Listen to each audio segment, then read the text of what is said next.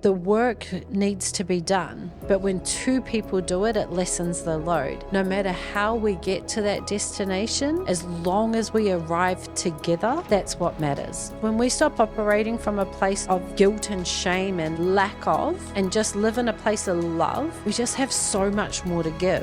When we fill up our cups, we can overflow them into our children and into our businesses, not only just filling up a cup for ourselves, but filling a cup for the collective. Welcome to Krystal Rowe Impact, a space dedicated to empowering you to be the change that your bloodline has been waiting for. Join me and together, let's inspire change. Welcome to the Krystal Rowe Impact Podcast. And today's episode is about nurturing relationships in entrepreneurship. So today I'm going to share with you about when TJ and I first got together and the power of the choices we made. So both single parents with lots of kids. At the time I had 6 kids at home and TJ had 8. And we were both busy full-time parents, running businesses, and we fell in love and we fell for each other really, really quickly. And one thing that we sort of realized was that the most important thing for us was our family, for our children. And we had made such extreme sacrifices to keep our families together. And if we wanted to be together, we were going to have to blend them. And as crazy as that sounds, blending, 14 kids under the one roof was going to take some commitment. It was going to take some planning. And we had to really realize if this was exactly what we wanted. And in order for that to happen, we actually took time to go away. We got a little eco cabin up in Mullaney, and we spent 2 days looking through our lives, figuring out exactly what it would look like if we were together. And it's an 100% team effort. We have to be committed. We had to work out how everybody would feel, the dynamics, the energies, what he was bringing to the table, what I was bringing to the table, how we could actually create a beautiful home and family for everybody. And sometimes it doesn't always work out that way. Sometimes we wake up and one of us is extremely tired. And a beautiful tool that we use, I actually seen this statement that it is 100% team effort. And some days you can only give 30%. And that's when the other person steps in with that other 70. And it's actually really, really beautiful because we are a team. It's not 200% in life. It's 100% collectively. And so when we can't emotionally or energetically, physically bring to the table everything that we need, we turn to each other and say, today I'm only feeling 30%. And the beautiful thing is you get to be the one that says, I got you. And probably if I'm being honest, there's more times that TJ says to me, I've got you, with his 70% to carry us through. But when we have that open communication and we consider the other person and really understand, what's going on for them? Why do they only have 30%? Is it that they've got a sore back, or is it that time of the month, or is it an emotional attachment somewhere else, or a memory or a grievance? And when we can effectively communicate to each other, we are able to have grace and compassion and kindness. And it's easy to step up and go, yeah, I've got you. I've got that 70%. Let's go. What are we on? Where are we going? What are we doing? And it's not about like, I got to carry the load. I'm doing all the work again. It's not about that, because it's about getting to that 100%.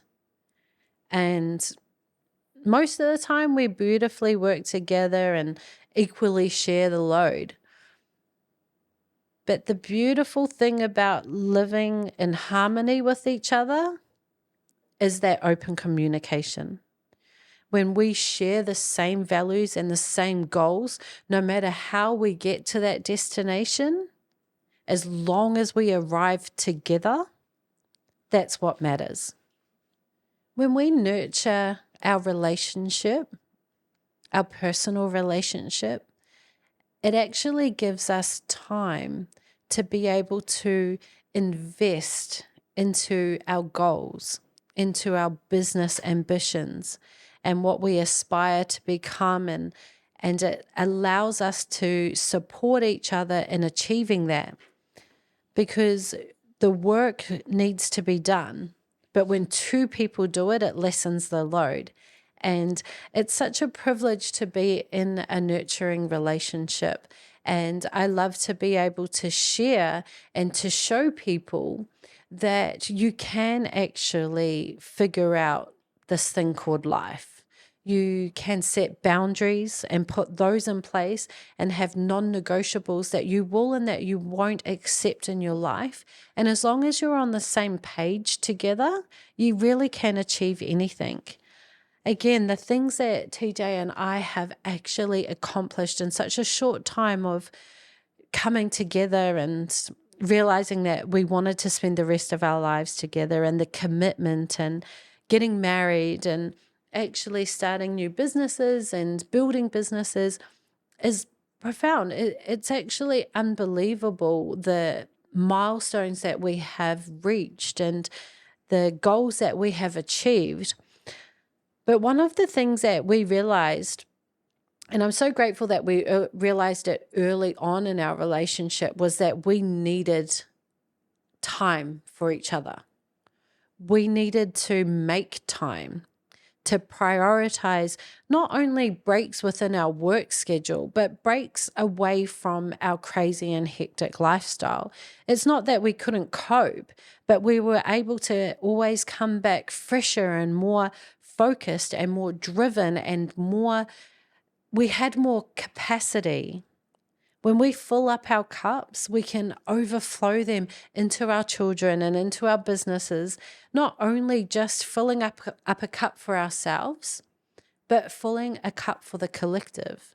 And that's an awesome thing to be able to realize that we are not just one person. We are a collective. We are a partnership. We are a team. And when we realize the importance of nurturing each other, it's a game changer, because you're not only focused on you, you're focused on the other person. And when you care about somebody so much, you want them to be the best version of themselves, and you will do whatever you can do at whatever cost to make sure that they achieve, that they are happy, that they feel loved. Because when we're not operating from a place of love and success, we fall short, because then we're striving for more. We start looking in other directions. But if you're getting everything that you need from the home, from your partner, it's a really beautiful place to be. It's a place of accomplishment.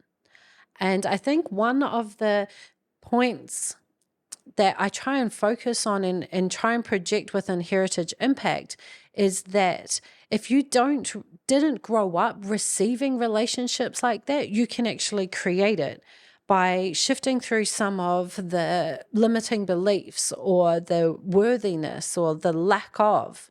Because when we stop operating from a place of guilt and shame and lack of, and just live in a place of love, we just have so much more to give.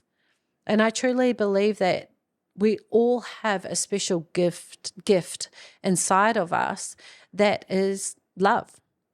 And we are human beings, and we're designed to give love and to receive love. So when you make it a priority to nurture your relationship, it comes back tenfold. When you show up for the people that you love the most and you make them a priority, you're putting yourself first as well. You put them first, you put you first, and you all win. In summary, nurturing relationships create a sense of fulfillment and belonging. Feeling connected to your partner on a deeper level gives you a sense of stability, and ultimately that creates confidence. So if I can encourage you to do one thing in your relationship, is to not take your partner for granted, to value them, to appreciate them, to acknowledge them, and to simply love them. Thank you for listening to my podcast today. And if you liked this or you have any feedback in regards to topics that we can talk about, leave a comment below. Don't forget to leave a 5-star review on Apple Podcast and Spotify, and follow us on all social media platforms. And I'll see you in the next episode.